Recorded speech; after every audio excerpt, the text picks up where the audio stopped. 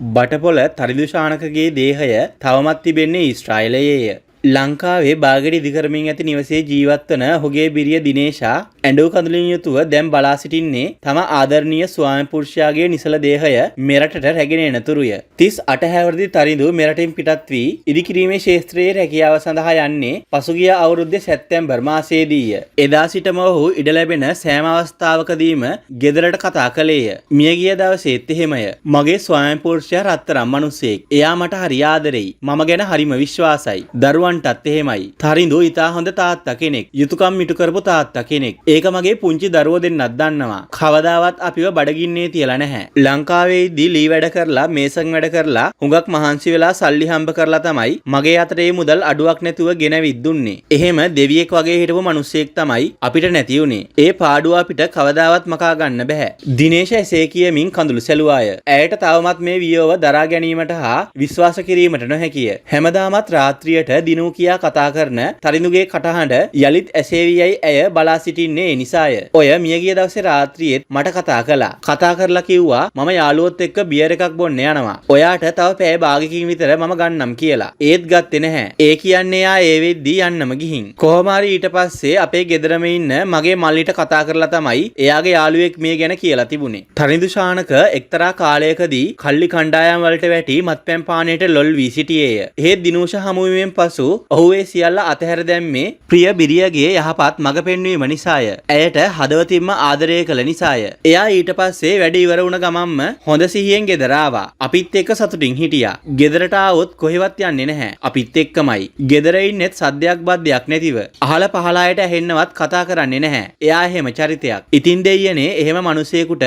මෙහෙම උනේ කොහමද? දිනේෂක් කඳුළු පිස දාමින් ප්‍රශ්න කළාය. තරිඳු බටපොළ සිටියේදී බොහෝ විට උත්සාහ ගත්තේ තමන් හරි හම්බ කරන මුදලින් කීයක් හෝ ඉතිරි කොට ඉදි කරමින් තිබූ නිවසේ වැඩ කටයුතු අහවර කරගන්නටය. එහෙත් රටේ පවතින ආර්ථික තත්ත්වයත් සමග ඒ පුංචි පොකොට්ටුවට ඒ සඳහා ඉඩක් නැති විය. දරු දෙදෙනාගේ වියහියදම් වලට පවා ඒ පොකොට්ටුව බලවත් ලෙස හරස් විය. ඒ පාර තමයි මටත් කියලා කැමැත්ත අරන් ඔය ගමන ගියේ. යද්දි කිව්වා මම හම්බ කරලා සල්ලි එවන්නම්. අපි මේ ගෙදර හොඳට හදාගනිමු. දරුවන්ගේ වැඩ කටයුතු වලටත් සල්ලි ඉතිරි කරගනිමු කියලා. එයා හරිම කැමැත්තෙන් හිටියා. අපේ දූලා දෙන්න හොඳින් ඉගෙන ගන්න එකට.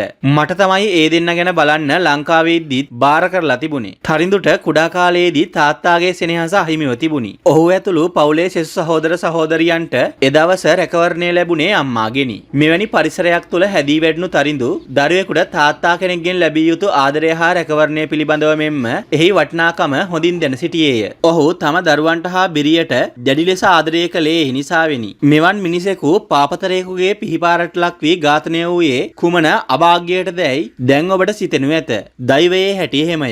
සිදුවන්නේ අපි නොසිතන දේය. ඊශ්‍රායලයේ වෙසෙන අපේ තානාපති නිමල් බණ්ඩාර මහතා සහ අපේ හිතමිතුරන් පවසන ආකාරයට මේ ඝාතනය සිදු වී ඇත්තේ තරිඳු සිටි ක්‍රීඩා පිට්ටනිය කෙළවරක තිබූ පඳුරක් අසලය. තරිඳු මේ පඳුර අසලට යන්නේ මුත්‍රා කිරීමටය. තවත් මොහොතකින් ඇසෙන්නේ කෑගසන ශබ්දයකි. ඇසිල්ලකින් එතනට දුවගෙන යන අපේ අයට දක්නට ලැබෙන්නේ මූණින් අතර වැටී සිටින තරිඳුවය. අපි ඉන්නේ මේ ක්‍රීඩා පිට්ටනිය ඉදිරියෙන්ම තියෙන ගෙදරක. මේ ගෙදර ඉන්න ලංකාවේ අපි විවේකීව ඉන්න බියර් ටින් එකක් බොන්න මේ පිට්ටනියේ තියෙන ගල් බංකුවකට එනවා. එදත් අපි ආවා. තරිඳු බිව්වේ බියර් උගුරක් විතරයි. මුත්‍රා කරන්න ඕනි නිසා බියර් ටින් එක තියලා තමයි අර පඳුර ළඟට ගියේ. ඒ වෙලාවේ තමයි අර ශබ්දය ඇවිත් එතනට අපි දිව්වේ. තරිඳුට පිටිපස්සෙන් ඇවිත් තමයි පහර දීලා තියෙන්නේ. මෙසේ කීවේ තරිඳුගේ හිතමිතුරෙකි. ඊශ්‍රායල් පොලිසිය මේ ඝාතනය සිදු කළා කියන සැකකරුවා දැන් අත්අඩංගුවට අරගෙන හමාරය. ඔහු සුඩාන ජාතිකයෙකි. වයස අවුරුදු 28ක නොහොබිනා තරුණයෙකි. ඔහු මීට පෙරත් යම් යම් වැරදි සම්බන්ධව චෝදනා ලබා ඇත.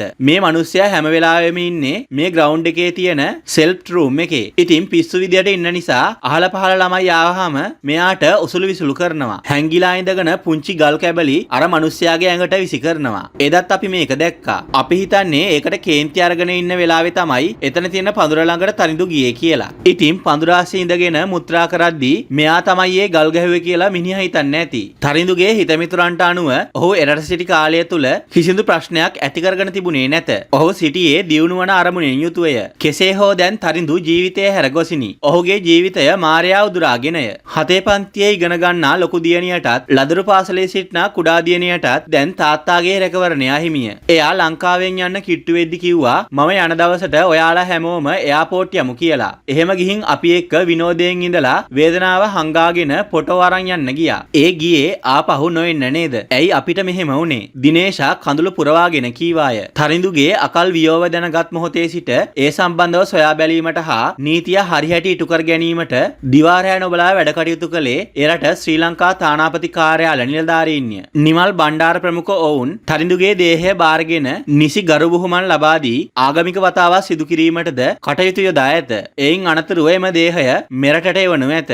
අපේ ශ්‍රමිකයාට සිදු වූ මේ ඛේදනීය සිදුවීම ගැන ටෙල් අවීව් නගරවැසියන් තුළද ඇත්තේ දැඩි කම්පනයකි. මේ නිසාම ඔවුන් දෙවැන්ත විරෝධතා ව්‍යාපාරයක් දියත් කරමින් බල කර සිටියේ කළු ජාතික සියලු සුඩාන ජාතිකයන් රටින් පිට කරන ලෙසය. ඒ තරමටම දැන් මේ ප්‍රශ්නය දුරදිග ගිහින්ය.